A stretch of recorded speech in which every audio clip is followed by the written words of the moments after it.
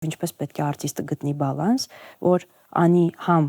ինչ որ չափով պահանջարկ ունեցող երաժշտություն, որպեսզի լինի մասսայական, բայց նաև չկորցնի իրեն այդ երաժշտության մեջ եւ այդ արժեքը իր պահի։ Ինձ շատ դժվար է, որովհետեւ ես շատ բան ուրիշ կերպ եմ պատկերացնում, ուրիշ կերպ եմ տեսնում, բայց այսօրվա համար դա աշխատող գործիք չէ։ Ձեր սաներից մեկը պետք է ներկայացնի Հայաստանը երեխաների Եվրատեսիլում։ Ես գտնում եմ, որ Ալբերտը այն երիտասարդ կատարողներից է, ով շատ ամուր է կանգնած բեմում։ Եվ դուք, եւ ձեր աղջիկը, եւ Տիկին Դևոյանը չափազանց քնքուշ եւ կանացի եք, բայց նաեւ շատ ուժեղ ինչ-որ մի հատ բան կա։ Մեր տան տղամարդիկ անում են ամեն ինչ, որպեսզի մենք լինենք երջանիկ։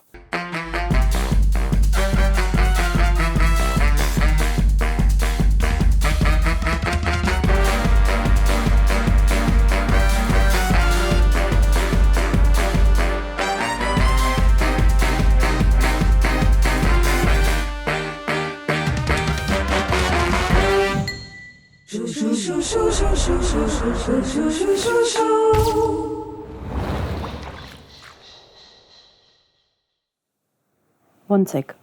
Հոյակապ։ Կնկարագրեք ձեր իդեալական օրը։ Նախ իդեալական օրը ինձ համար սկսվում է այն պահից, երբ ես արթնանում եմ եւ չեմ շտապում ոչ միտեղ։ Արթնանում եմ, վայելում եմ այդ պահը, հետո հանգիստ իջնում եմ, նախաճաշում եմ, սրճում եմ։ Այ ամենակարևորը այդ պահն է, որ ես չշտապեմ, բայց նաեւ նշեմ, որ շատ հազվադեպ է լինում նման բան։ Որից հետո ես սիրում եմ, որ իմ գործերը, որոնք որ հենց այդ օրվա համար են նախատեսված, այսպես գրաֆիկով գնում են եւ շատ անգամ ես փորձում եմ ինձ համար ավելի հարմար է, երբ մեկ օրս շատ հագեցած է, քան ամեն օր ունենամ ինչ որ մի գործ անելու։ Դրա համար ինձ ավելի դուր է գալիս, երբ ես ունենում եմ հագեցած օր, բայց այդ հագեցած օրվա մեջ ունենում եմ պահեր, որոնք որ ինձ թույլ են տալիս, որ մի շունչ քաշեմ։ Այդ ինձ համար իդեալական օր է եւ երբ գալիս եմ երեկոյան տուն, հասկանում եմ, որ այն ինչ պլանավորել էի, ստացվել է, ինքս գոհ լինեմ այդ օրվա ընթացքից։ Երբ փոքր էիք, պետք է երաժշտական դպրոց ընդունվեիք, ձեր մայրիկի հետ եկաք եւ հարվածային գործիքների բաժին էիք ուզում ընդունվել։ Երազում էի։ Ես շատ փոքր էի դեպ ասեմ, երբ տանը կափարիչները սենց շարում էի եւ սկսում էի հարվածել, որպեսզի տարբեր ձայներ լսվեին եւ վերջում էլ շատ մի հատ սենց իրար էի խփում, չնայած դա հարվածային գործիքների հետ այդքան է կապ չունի, բայց ինձ դուր էր գալիս այդ պահը, սենց մի հատ կափարիչներով շախ գցենը տանով էսպես լցվում էր այդ ձայնով տունը։ Մենք գնացինք երաժշտական դպրոց եւ պարզվեց, որ հարվածային գործիքների բաժին կարող են ընդունվել 3 տարին մեկ։ Այսինքն ես պիտի սպասեի եւս արդեն չեմ հիշում, միգուցե 2, միգուցե 3 տարի եւ այսեն պահներ, երբ մաման ասեց, իսկ կարողա գնանք դաշնամուրի, դե եկել հասել ենք, դե լավ, գնանք դաշնամուրի։ Բոլորը հարգող իրենց ծնողներ այն ժամանակ պիտի անպայման երեխային անպայման երաժշտական դպրոց ընդունեին եւ այդպես ստացվեց, որ ես հայտնվեցի դաշնամուրային բաժնում, բայց ուզում եմ նշել, որ ես շատ լավ ավարտեցի դաշնամուրային բաժինը, շատ լավ նվագում էի, բայց դա իմ սրտի ցանկությունը չէր։ Ջազի բաժինը ավարտեցիք կոնսերվատորիայում եւ ջազ երգչուհի եք։ Ну, այդ ջազի հանդեպսերը իհարկե ծնվեց շատ ավելի շուտ, քան ես արդեն այն տարիքում էի, երբ պիտի ընդունվեի համալսարան, որովհետև երբ ես 10 տարեկանում ինքս իմ ոտքով դպրոցում հայտարարված մրցույթի ժամանակ գնացի եւ մասնակցեցի եւ ընդունվեցի ջազ էստրադային երգչախումբ, այդ ժամանակ արդեն ինձ այդ երաժշտությունն էր գերում, որովհետև դրանից մի քանի տարի առաջ ես տանը հայտնաբերեցի Էլա Ֆիցջերալդի ձայնապնակը եւ ես անգիր գիտեի բոլոր երգերը, չիմանալով նույնիսկ անգլերեն լեզու առանձնապես, առանձնապես չէ, նույնիսկ չիմանալով, որովհետեւ այդ ժամանակ ես երևի թե երկրորդ դասարանում էի եւ երևի թե ձայնապնակը արդեն մաշվել էր, ես դնում էի, լսում էի առաջինից մինչեւ վերջին այդ երգերը, լսում էի եւ արդեն երբ ընդունվեցի ջազ էստրադային այդ երգչախումբ, մի քանի տարի անց, երբ արդեն ես կարծես թե ունեի այդ հնարավորությունը որպես մենակատար հանդես գալու, ինձ մեր ղեկավարը Աշոտ Բզնունին ասաց, ինչ երգ կուզեիր երգել, եւ ես երևի թե արդեն 15 տարեկան էի, 16 երևի թե, ասեցի, ես ուզում եմ այս ձայնասկավառակից մի երգ կա, որը ես շատ սիրում եմ եւ կուզեի երգել, կոչվում էր Sweet Georgia Brown։ Եվ այդ ժամանակ մենք արեցինք այդ գործիքավորումը եւ այդ երգը դարձավ իմ առաջին մեներքը։ Այդ երգով կարծես ես այսպես մուտք արեցի դեպի ջազային երաժշտություն եւ մինչ օրս այդ երաժշտությունը, այդ ժանրը ինձ շատ քերում եւ ինձ ուղղակի sense ուրիշ էմոցիաներ է պարգևում։ Գիտեք, ինձ մոտ հարց է առաջանում այդ պարագայում, Երևանը ինքը ջազի քաղաք է, այդպես ասում են, ջազ սիրողների քաղաք է։ Ինչ է խանգարում երգչուհուն ջազ սիրողների քաղաքում լինել ջազ երգչուհի։ Ես էլ եմ այդ մասին շատ մտածել, որովհետև այն ժամանակ, երբ ես բավական երիտասարդ էի եւ երգում էի ջազային երաժշտություն, ես այդ սերը եւ այդ շունչը երևանյան, ջազային Երևանի շունչը զգում էի, ինքս տեսնում էի, գիտեի։ Եկավ հետո մի շրջան, որ ջազը կարծես այսպես ընդհատակ էր անցել եւ այդքան էլ երևացող ժանր չէր։ Իսկ հիմա ես կարծում եմ այն ավելի է այսպես մտել ակումբներ եւ շատ է փոքրացել այդ մարդկանց քանակը, ովքեր որ սիրում են ջազային երաժշտություն եւ այն այդքան էլ մասսայական չէ եւ այսօր այս հարթակները միգուցե մեր քաղաքում այդքան չեն ռոպագանդում այդ երաժշտությունը։ Ավելի շատ ռոպագանդվում է էստրադայինը, ժողովրդականը, քաղաքային ֆոլկլորը եւ այլն։ Դրա համար կար մի շրջան, որ ես կարծես ինքս չէի կարողանում ինձ գտնել եւ չէի հասկանում ոնց պիտի անեմ, որպեսզի այդ ամեն ինչը գա առաջին պլան, թե ինձ համար եւ թե իմ լսողի համար։ Այո, ես շատ եմ ուզում, որպեսզի երևանյան ջազային շունչը շատ ավելի լինի, որովհետեւ ոչ թե այն չկա, այլ այն կարծես կենտրոնացված է մի քանի օրերի մեջ։ Ջազի օրերը Երևանում, ջազի փառատոն Հայաստանում, բայց դա լինում է տարվա մեջ ընդամենը մի քանի օր։ Եվ մնացած օրերը, մնացած տարվա օրերին ջազը նեղ ակումբային է։ Բայց այնուամենայնիվ ես վերջի շրջանում կարողացա ջազարա նախագիծը կյանքի կոչել եւ մենք բարբերաբար ունենում ենք ելույթներ փոքր ակումբներում։ Ես ուզում եմ, որ 2026-ի սկիզբը ինձ համար ազդարարվի հենց էլի ջազարա նախագծով եւ այն արդեն լինի ոչ թե փոքրիկ ակումբային, այլ լինի ջազային սիմֆոնիկ նվագախմբի հետ միասին եւ այդ բոլոր երգերը, որոնք որ հատուկ ստեղծվել են այդ նախագծի համար, ի վերջո հնչեն ավելի մեծ բեմում եւ ավելի գեղեցիկ մատուցմամբ։ Հետաքրքիր թեմա դուք բացեցիք, տեսեք, Արտուր Գրիգորիչը,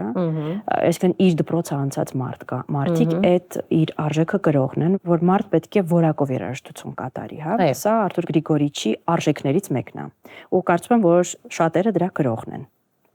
Եվ պետք չէ գնալ պահանջարկի հետևից շատ, այլ պետք է առաջարկել լավը։ Հիմա այս բալանսը որտեղ է ձեր կարծիքով, ինչպես պետք է արտիստը գտնի բալանս, որ անի համ ինչ որ չափով պահանջարկ ունեցող երաժշտություն, որպեսզի լինի մասսայական, բայց նաև չկորցնի իրեն այդ երաժշտության մեջ եւ այդ արժեքը իր պահի որպես արտիստ։ Ինձ հիմա այնքան դժվար է պատասխանել այդ հարցին, գիտեք, եթե ես լինեի հիմա 18 տարեկան, ես միանշանակ կունենայի դրա այդ հարցի պատասխանը։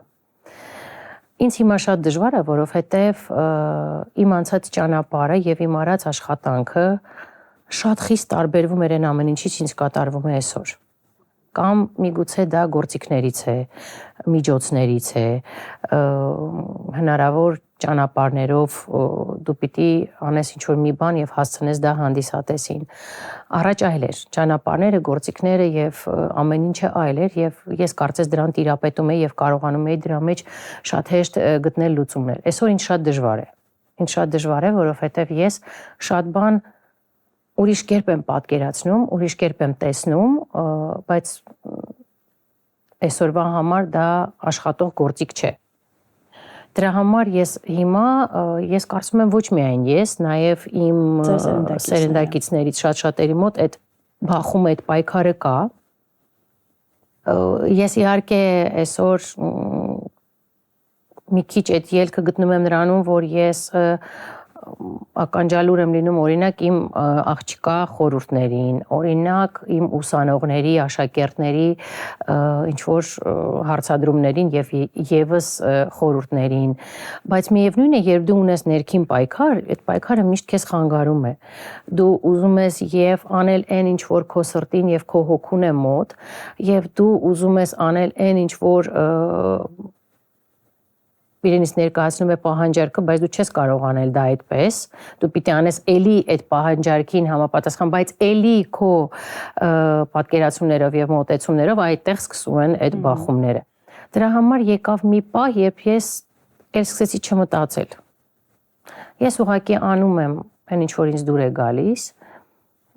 լսում է 10 հոգի, լսում է 10 հոգի, լսում է 1000 լսում է 1000, կլսի միլիոն, կլսի միլիոն։ Ինձ թվում է դուք արդիականություն ամեն դեպքում չեք կորցնում։ Չէ, ես ամեն ինչ անում եմ դրա համար, բայց ամեն դեպքում, երբ դու նայում ես կատարվելիք այսպես շարժին եւ առհասարակ process-ներին, ինչ որ մեր հայկական երկարվեստում կատարվում է, դու հասկանում ես, որ դու ինչ որ բաներ այնպես չես ընկալում եւ ինչ որ բաներ այդ ճանապարհին կորցնում ես, բայց նորմալ է, որովհետեւ ես չեմ էլ ուզում մտածել առհասարակ այդ բախումի մասին եւ այդ տեքստերը ասել, այ դուք երիտասարդները թիմը անում եք այսպես, իսկ մենք այն ժամանակ էր մենք անում էինք այն ինչ որ գիտեինք, այն ինչ որ գտնում էինք ճիշտ, այն ժամանակ մենք անցնում էինք մի դպրոց, որը ուներ շատ կարևոր առանցքային, չգիտեմ, այսպես արժե համակարգ։ Հիմա փոխվել է ամեն ինչ, դու կամ կարողանում ես այդ ամեն ինչի մեջ տեղավորվել, կամ չես կարողանում։ Ես հիմա փորձում եմ տեղավորվել այնքանով, ինչքանով կարողանում եմ։ Այնպես որ ուղղակի կարծում եմ ինձ շատ օգնում է փաստը, որ ես իսկապես ունեցել եմ շատ լավ ճանապարհ, ես արել եմ շատ բան,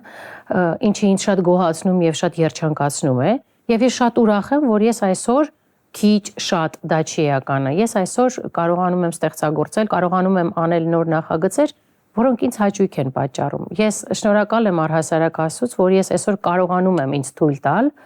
անել այն, ինչ իմ սրտին հարազատ է եւ այն, ինչ իմ սրտին մոտ է։ Դուք մանկաբույժ եք ուզում դառնալ եւ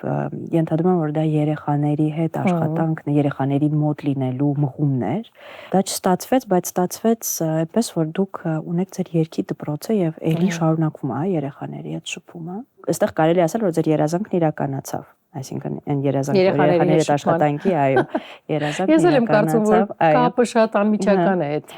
Եվ հիմա ձեր սաներից մեկը պետք է ներկայացնի Հայաստանը երեխաների Եվրատեսիլում։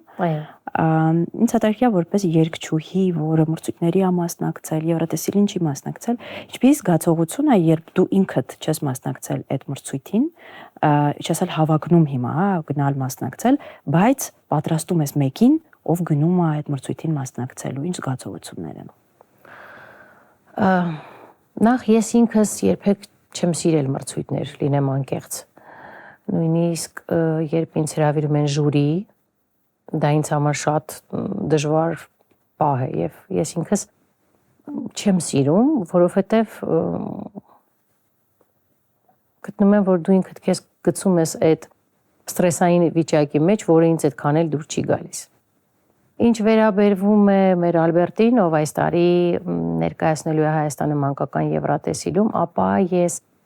շատ երջանիկ եմ, միգուցե եւ ավելի երջանիկ եմ, քան եթե ես մասնակցեի, գիտեք, որտեվ այստեղ sense ինչ որ հետաքրքիր զգացողություններ ունեմ, երբ մենք սկսեցինք աշխատել Ալբերտի հետ, մենք հասկացանք, որ ես մի քիչ փորձեցի Ալբերտի հետ ճանապարհը հարթել այլ կերպ, քան ես ինքս հարթել եմ իմ ճանապարհը։ Միգուցե դա էլի ժամանակների հետ է կապված, ինչևէ մենք սկսեցինք մասնակցել մրցույթների եւ ես ուղղակի զգացի, որ Ալբերտի մեջ այդ ուժը, այդ կազմակերպված մարդու դիրքը, այդ առանցքը իր մեջ կա եւ ինքը կարողանում է շատ հանգիստ դիմակայել թե պարտությանը եւ թե հաղթանակին։ Ես գտնում եմ, որ Ալբերտը այն երիտասարդ կատարողներից է, ով շատ ամուր է կանգնած բեմում, որովհետև ինքը դեռ մանկուց երազել է այդ մասին, ինքը մանկուց գնացել է դեպի իր երազանքը եւ ես չեմ հիշում նույնիսկ այդպիսի մի օր, մի դաս, մի պարապմունք, մի հանդիպում, որ ինքը ինչ որ մի բան չուզեր անել, ալարեր, պատճառներ գտներ, որպեսզի դա այդպես չանի, այլ կերպ անի։ Դրա համար ես վստահ եմ, որ ինքը լավագույն ձևով է իհարկե ներկայանալու, ես ինքս երազում եմ հաղթանակի մասին եւ նույնիսկ կատակով իրեն ասում եմ, որ քանի որ մրցույթը դեկտեմբերին է, ես կատակով իրեն ասում եմ, նայ դու ինձ պիտի ծննդյանս նվերես տարվա բերես, այդպես մենք ծիծաղում ենք իհարկե, բայց ես կարծում եմ հաղթանակը շատ լավ է իհարկե, բայց հաղթանակից ոչ ավելի պակաս կարևոր է, թե ինչպես մենք կներկայանանք եւ ինչպես մենք ելույթ կունենանք։ Մենք բազմաթիվ օրինակներ ենք ունեցել, երբ թե Հայաստանը, թե առհասարակ մրցույթներում դու չլինելով առաջի հորիզոնականում, միևնույն է շատ ավելի մեծ սեր ու տարածում ես ստանում, քան օրինակ այն մարդը, ով հայտնվել է առաջին հորիզոնականում։ Ինչ մի բան կա, որ ձեր մեջ օրինակ դուք բացահայտել եք, որ դուք ավելի շատ կուզեիք այդպեսին լինել, բայց այդպեսին չեք։ Այնքան հետաքրքիր է, ես երբեմն մտածում եմ, ես ինքս աշխատասեր մարդ եմ։ Բայց դա շատ ես մտածում եմ, որ ես աշխատասեր մարդ եմ, բայց իրականում ես շատ ալարկոտ եմ։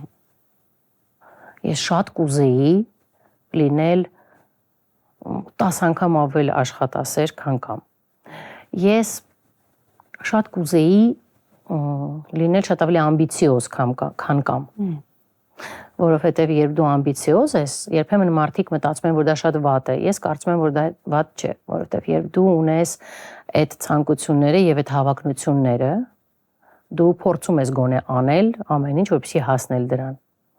Իսկ երբ դու ամբիցիոզ չես, դու երբեմն քչով բավարարվող ես։ Դրա համար շատ բան կուզեի, այո, այլ կերպ լիներ։ Կուզեի իմ մեջ փոխել, բայց մարդ փոխվում է միայն այն ժամանակ, երբ դա պետք է իրեն։ Այո, միանշանակ։ Ոչ մեկ երբևիցե չի կարող դիմացինին փոխել։ Ես դրան չեմ հավատացել, չեմ հավատում եւ ես միշտ այդ մասին ասում եմ, որ եթե նույնիսկ իմ երեխաներին, որ դուք երբեք չփորձեք դիմացինին փոխել կամ մի հավատացեք, որ դուք կարող եք դա անել։ Երբեք մի պահանջեք դիմացինից դա, որովհետև դիմացինը չի անելու ոչինչ, եթե ինքը չուզի փոխվել։ Դրա համար քո էներգիան ափսոս է դրա վրա ծախսել։ Դա տառապալից ճանապարհ է իրականում, երբ սպասում ես, որ պետք է չունենա։ Դու մտածում ես, որ դու ամենակարող ես, դու կանես դա, դու կփոխես, դու կան Չէ։ Չի լինում այդպես։ Ну, գոնե ինձ համար, չգիտեմ, չեմ ուզում տենց։ Չէ, ինձ համար էլ ես լրիվ կիսում եմ ձեր կարծիքը։ Մի կարևոր հետաքրքիր ինձ համար միտք եք ասում, որ մայրս ինձ ասում էր, որ եթե ամուսնուդ հետ կա ինչ-որ խնդիր, ինձ մի պատմիր դրա մասին, որովհետև ես կտրամադրվեմ նրա դեմ, հետո դուք կբարիշեք, ամեն ինչ լավ կլինի, բայց իմ մեջ կմնա այդ նստվածքը։ Էս իմ մայրն էլ է ինձ ասել։ Ես կարծում եմ, որ մեր իրականությունում շատ-շատ է ասվում աղջիկներին, եւ դուք էլ ձեր աղջկան եք դա ասել։ Իհարկե։ Այո։ Բայց ասեք, այդ դեպքում ոնց անի աղջիկը, եթե ինչ-որ բան են չի, վատ է, բայց մայրը ասել է իրան մի պատմի ինձ, որովհետև ես կհիասթափվեմ։ Այսինքն, այստեղ մի քիչ բան չկա, որ ոնց որ ասում եք, ինձնից հեռու էլի բան արա, դու քո հարցերը լուծի, ինձ մի ասա։ Մինչև այդ նախադասությունը քո աղջկան ասելու, այսինքն ինքան հասունացած է, որ դու այդ մասին իրեն ասում ես, դու արդեն այնքան, ну, եթե խոսեմ իմ մասին, հա, այնքան լավ հարաբերություններ է ստեղծում աղջկա հետ, որ խոսքը վերաբերվում է ծայրահեղ բարդ իրավիճակներին, որովհետև եթե դու իրեն ասես ոչինչ պատմի, ես ինքը, վայ, ամուսինը եւ այլն, աղջիկը ինքը չի կարողանա այդ պահին ոչ մի հարցի լուծում տալ, այսինքն ես գտնում եմ սխալ է, որ ինքը ամեն անգամ առհասարակ մարդիկ իրենց հարաբերության մեջ փորձեն երրորդ մեկին խառնել, որպեսզի իրենց հարաբերությունները պարզեն եւ կայուն մակարդակի վրա բերեն հասցնեն։ Այն ժամանակ ամեն դեպքում շատ էին խոսում այդ մասին, որ այ մի հատ ինչ որ մի փոքր խնդիր աղջիկը հավաքում էր իրերը եւ գալիս էր ծնողների տուն ես դա չեմ ընկալում եւ չեմ ընդունում, որովհետեւ կարծում եմ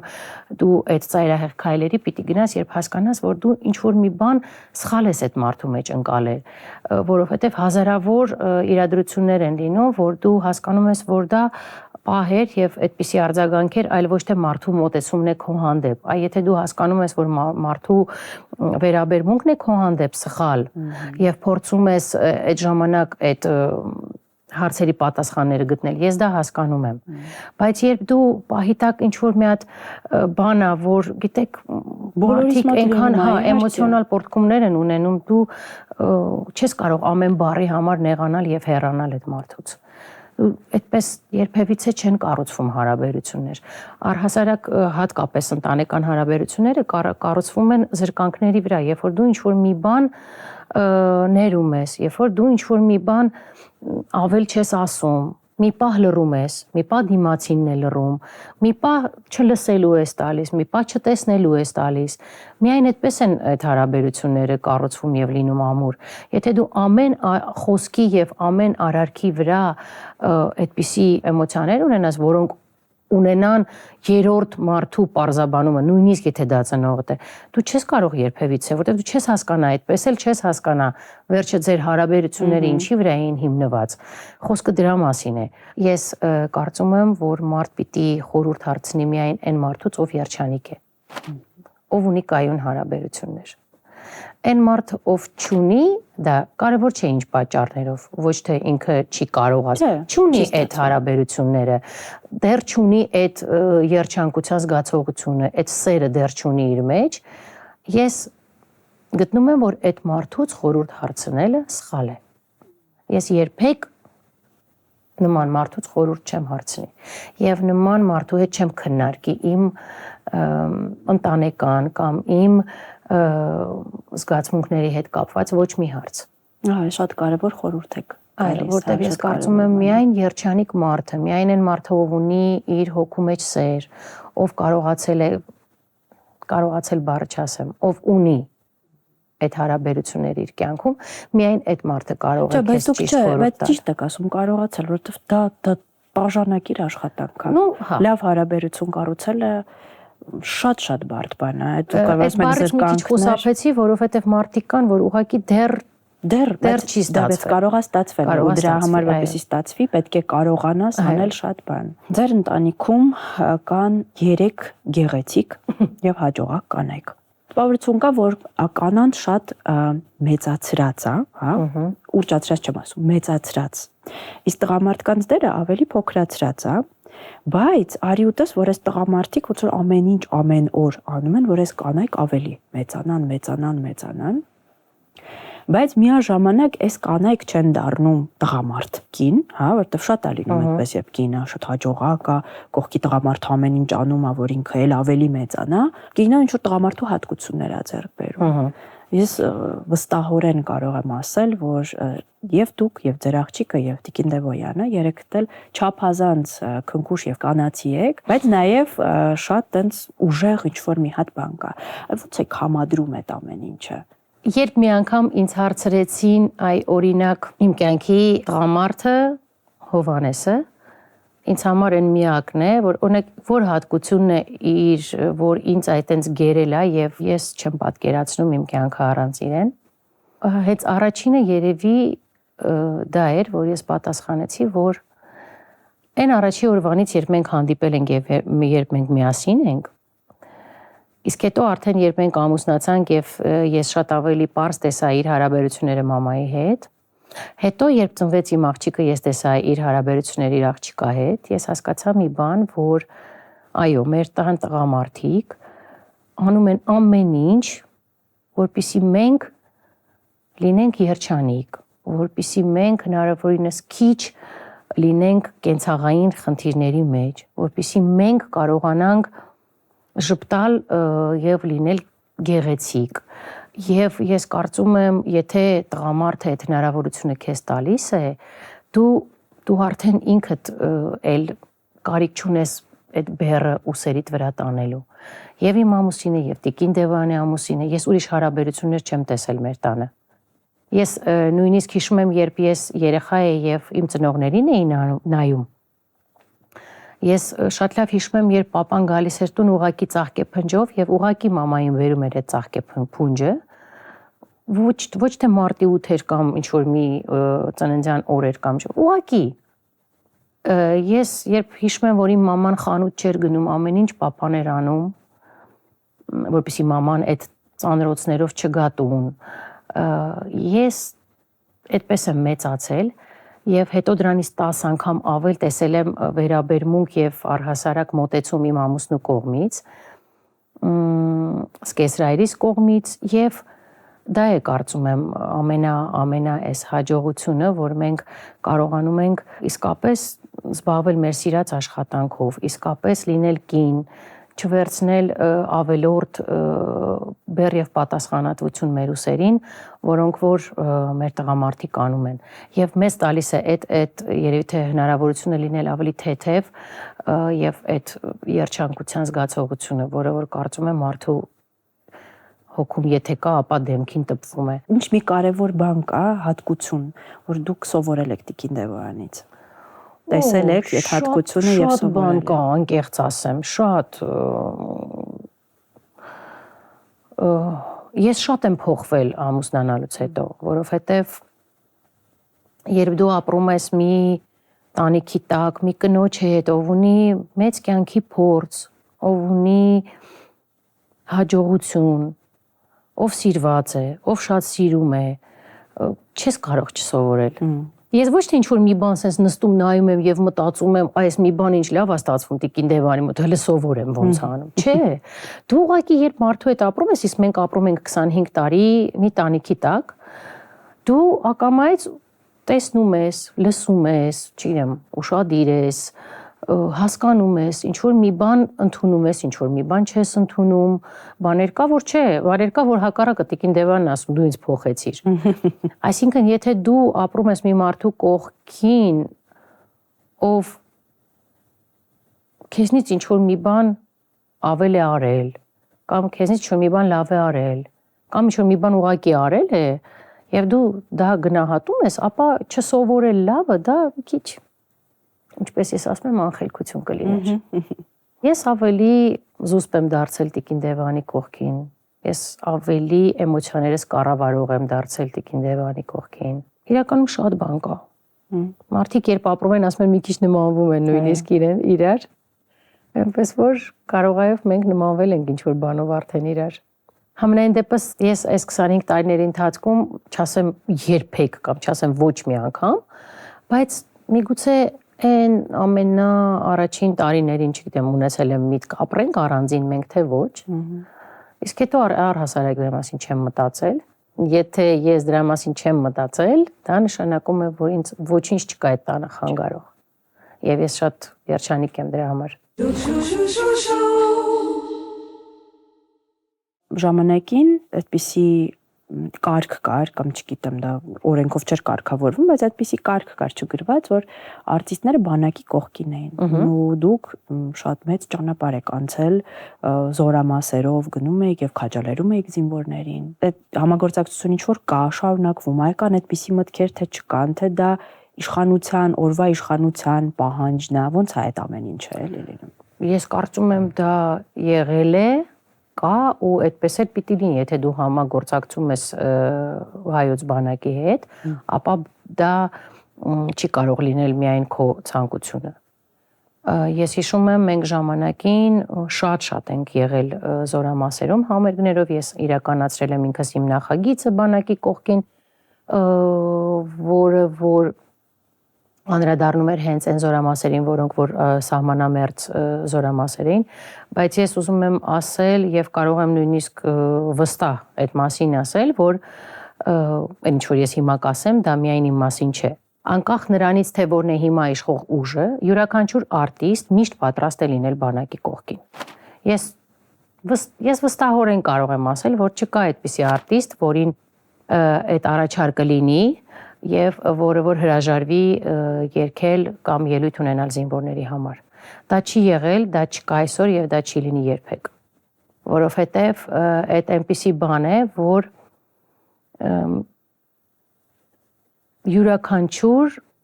քաղաքացու եւ յուրաքանչյուր մարդու մտքում դա առանձին տեղ ունի։ Եվ դա մեզ համար շատ կարեւոր արժեք է։ Եվ ես այսօր էլ եմ պատրաստ անել դա, եթե ինձ այդ առաջարկը լինի եւ եթե դրա կարիքը լինի։ Ես կարծում եմ, այո, իսկապես դրա կարիքը միշտ կա։ Յուրաքանչյուր զինվոր, ես շատ լավ հիշում եմ մեր ելույթները, իմ ելույթները, երբ ես գնում էի զորամասերով եւ տղաների այդ ուրախությունը եւ ցնծությունը, երբ կար մի ժամ գոնե, որ իրենք կտրվում էին այդ իրենց առօրյայից եւ պլացում կանգնած միասին երգում էինք եւ պարում էինք։ Այդ ժամանակ երբ մենք ելույթ էինք ունենում, ես ամեն անգամ զորամասերից վերադառնում էի նամակներով։ Տղաները նամակները տալիս էին, որպեսզի մենք փոխանցեինք իրենց սիրած աղջիկներին եւ մի հատ դեպք պատմեմ։ Հերթական ելույթներից հետո ունեի նամակներ եւ մի զինվոր ինձ մոտեցավ, ասաց ես ձեզ շատ եմ խնդրում։ Ես կարող եմ թողնել իմ սիրած աղջկա համար, դուք իրեն զանգեք եւ ասեք, որ ես իրեն շատ եմ սիրում եւ թող ինքը ինձ սպասի անպայման։ Ես այդ տուրի մեջ էի, ավարտեցի տուրս, իհարկե հենց նույն օրը չզանգահարեցի, այլ երբ ավարտեցի վերադարձա Երևան, նամակները փոխանցեցինք, զանգահարեցի այդ աղջկան, ասեցի ես ինչ մարդն եմ։ Ինքը շատ զարմացավ, որ ես իրեն զանգել եմ, ասեցի գիտեք, ձեր ընկերը ինձ խնդրեց, որ ես ձեզ փոխանցեմ, որ ինքը ձեզ շատ է սիրում եւ խնդրում եմ, որ դուք իրեն սպասեք, այդպես այդ աղջիկը վայ շնորհակալ եմ։ Ինչ որ sense ֆրազաներով փոխանակվեցինք եւ ավարտվեց խոսակցությունը։ Անցավ կդժվարանամ ասել 1 կամ 2 տարի, չեմ հիշում, Բաղրամյան պողոտայով բարձրանում էի հեռախոսով խոսելով։ Ետևիցս 2 հոգի են գալիս, բայց շատ մոտ են ինձ քայլում ու դա ինձ նյարդայնացնում է, որովհետև ես հեռախոսով եմ խոսում։ Ես չեմ հասկանում, իրանք ինձ ճանաչել են, Զարուհի Բաբայանն է, ուղղակի քայլում են կողք կողք, թե ուզում են լսել, ես չեմ հասկանում ինչ է կատարվում։ Ինքս դանդաղացնում եմ քայլս, զգում եմ, որ իրենք չեն գալիս ինձ անցնեն։ Դա ինձ ավելի է զայրացնում։ Եվ երբ ես հասկացա, որ իրենք պրինցիպիալ սենց շատ քիպ ինձ քայլում են եւ ուշադիր լսում են ես ինչ եմ խոսում եւ նայում են ինչ եմ անում, սենց պտտվեցի, սենց հարցական դեմքով, նու իբր ինչ եւ ինչ եք ուզում, սենց ինչ որ շատ այնց բան դեմքով, այս տղան ասեց դուք հիշում եք ես ձեզ խնդրել էի որ դուք զանգահարեիք իմ ես մի անգամից իհարկե այդ օրը հիշեցի եւ այդ զանգը ասացի այո իհարկե հիշում եմ ասեց այ իր հետ եք դուք խոսել մենք ամուսնացել ենք արդեն ես այնքան երջանիկ էի այդ պահին իմ տպավորություններ որ թե ես զանգած չլինեի իրանք չէին ամուսնանա իրար հետ շատ այդ պահին գիտեք sense այդ զանգն ինձ կարևորեցի ինձ թվաց որ այո ամեն ինչ իմ զանգից էր եթե ինչևէ ուզում եմ ասեմ այդպիսի հետաքրքիր դեպքեր էին լինում եւ ես համոզված եմ որ ես այսօր էլ նույն եռանդով կանգնած կլինեմ զորամասում եւ կերքեմ զինվորների համար եւ դա կլինի միշտ այդպես Վերջում ուզում եմ ձեզ կարճ հարցեր տալ ու ուզում եմ որ կարճ պատասխանեք այդ հարցերին։ Մի ինչ որ կարևոր խորհուրդ, որ ոչ թե ձեր մորից կամ Տիկին Դևոյանից եք լսել, այլ հենց ձեր միջից է եկել այդ խորհուրդը տվել եք ձեր աղջկան, որն է։ Երբեք ինքդ քեզ չկորցնես։ Ինչի մասին եք երազում։ Խաղաղության, երջանկության, հաջողության մասին։ Ինչից եք ամենաշատը վախենում։ Կորուստներից։ Ինչպես են ձեզ հիշելու։ Շփիտով։ Ինչպիսին է միջին վիճակագրական հայը։ Շատ տաղանդավոր։ Եթե ձեր կյանքին մնար 5 րոպե, ինչ կանեիք։ Կհավաքեի իմ սիրելի մարդկանց։ Շատ շնորհակալ եմ ձեզ այս գեղեցիկ եւ կանացի զրույցի համար։ Շնորհակալ եմ ես։